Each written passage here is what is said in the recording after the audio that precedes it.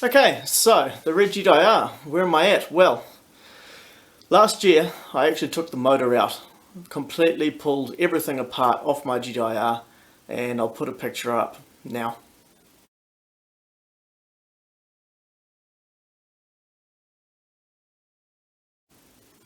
So basically, after we pulled everything out, I decided to just completely rethink the whole car and how I wanted to build it. Obviously, I'd seen a lot of builds from overseas over the years on GIRs and just other vehicles, especially even locally in New Zealand, that I sort of drawed inspiration from. I had all these ideas and thoughts on how I wanted to build the car and all the different bits and components that I wanted to use and how I wanted it to look. And now I'm a little bit older and wiser and have a little bit more money. I thought now is the time to build my Gtir that sat in our back garage for many years. And it sat out in our back garage because basically I built it when I was 20. I was unhappy with a lot of the parts that I used. I didn't have a lot of money. I just basically scrounged together second-hand bits.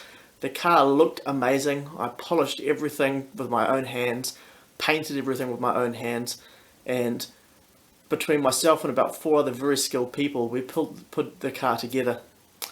And it meant a lot to me, and I didn't really want to pull it apart. One of my dear friends, Barry, helped me build the car, and he passed away last year, which was very upsetting. So it was somewhat emotional for me to pull the car apart, knowing that he'd helped me put the car together. But I knew it was time to start doing something with the vehicle, and I wasn't going to do anything with the way it was. I'd had it in the back of the shed for 6 years, doing absolutely nothing with it. So it was either time to part ways with it or completely rebuild it. And what we did was completely rebuild it. So we sourced an SR20 VET. It had a complete rebuild, port and polished heads, oversized valves, crank, pistons, rods, bearings, everything changed for aftermarket, so it could handle very big powers. Built to reliably handle 400 to 500 kilowatts at the wheels, and we've put a turbocharger on the car to handle that as well. So we're at the point now where I actually sent the car away to my good friend Tim at TTT Auto Engineering. And Tim's been in the car industry for many years now. He's actually starting to do LVT certs as well, which is really good for his business. And I gave him a very descriptive document on how I wanted the car to be built, and he got me down many times over the course of the fabrication to make sure I was happy with the work, and he even redid some of the work for me. Really appreciated the work he did on the car, and I couldn't recommend his business enough. I've used him many times over the years to do a lot of fabrication for me. So if you need anything fabricated on any of your cars and you live in New Zealand, look up TTT Auto Engineering. I highly recommend him. Tim is a great guy. So where we're at now is what I'm about to show you. Is a whole bunch of video of the fabrication. Car sitting back in my garage. It's been here for about 6 months now. The fab work's been done.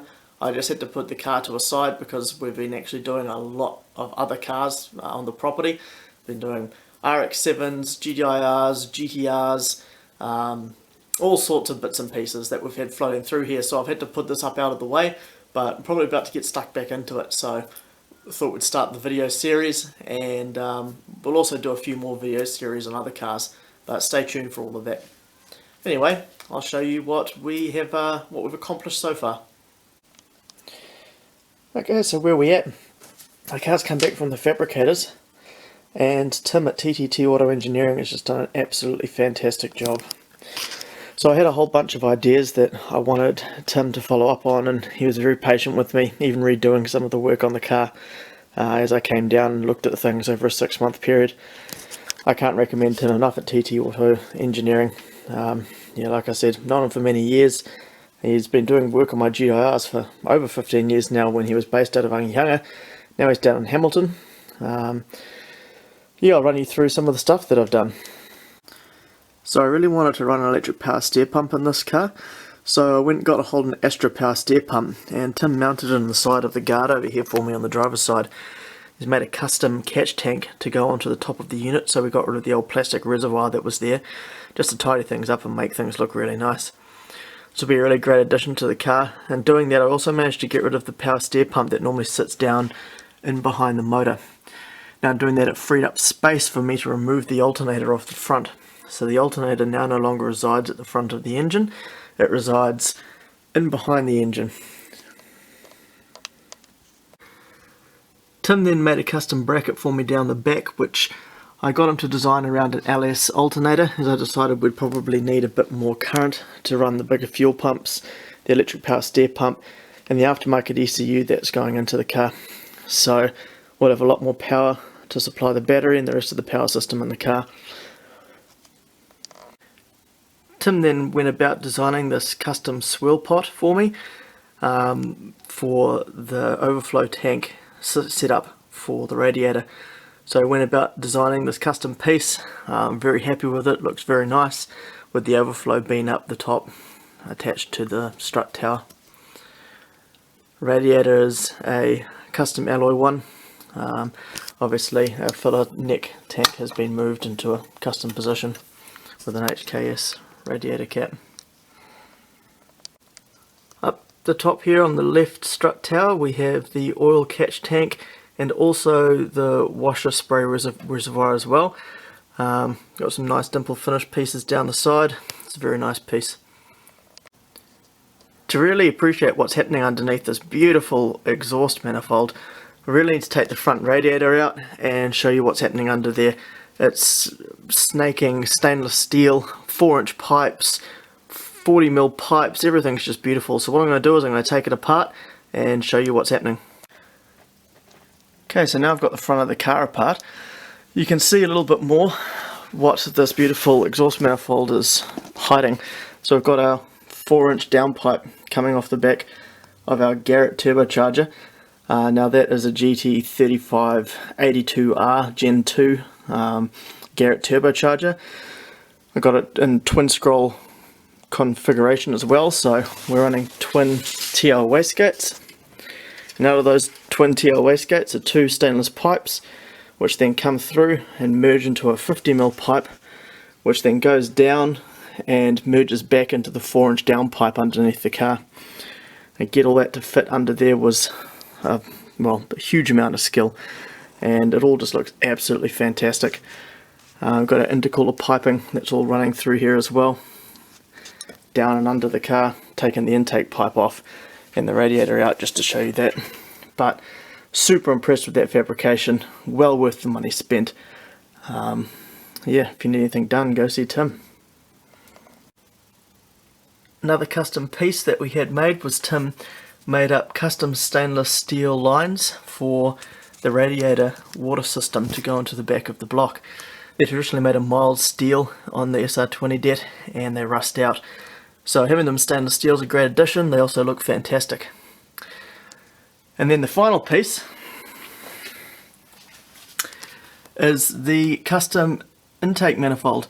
So we got some Mazworks runners for an SR20 VET and their fuel rail, and Tim's made the top piece to go onto that and mounted the Stratec Motorsport 90mm throttle body.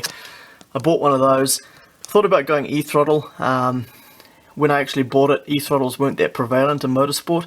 I probably did buy it around 4 or 5 years ago, and I thought, well, I've got it now, so I may as well use it. And hey, if I want to go e-throttle in the future, I can just change it over. So we've got that fitted up there for now. What this project holds, I'm not really too sure. I do want to put a Heltec into it. Probably the Nexus R5. That's probably the ECU that I want to put into the car. I just like the technology. I want to try and put the forefront of everything I can get my hands on into this car. Gearbox wise, I was considering doing a Evo conversion. We've got a par gear set in there currently. It's been very reliable. I've had it for over 10 years. But yeah, I know it's going to be limited to the power that this car's going to be making. So I've decided to stay away from the Evo box for now. I'd like to try and avoid it. I just think it's sacrilege putting a Evo transmission into a GTIR. I'm sure people have thoughts on that, but I'd rather just try and keep things GTIR. So I'm working with a friend who is a CNC machinist, and we're hoping to have the first billet gearbox casing made in New Zealand for one of these. It'll be made in New Zealand locally, and depending how it goes, we may even offer them to the market. I've already got a custom gear set made that's 4-speed. We may look at doing a production run of those as well if everything sort of locks together and works well in the car, but this car will be used as the test car. I do build this car over 10 years ago. It does have some early 2000 mods on it, but one of the things I'm glad I did do was put huge AP brakes on it, 6-pot, big pistons, nice brakes.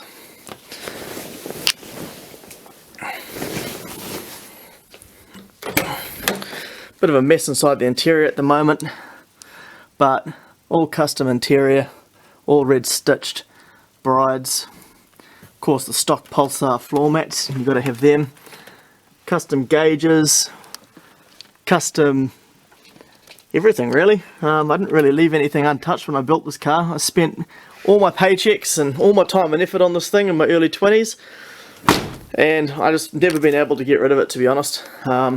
I think it'll probably be with us for a long time.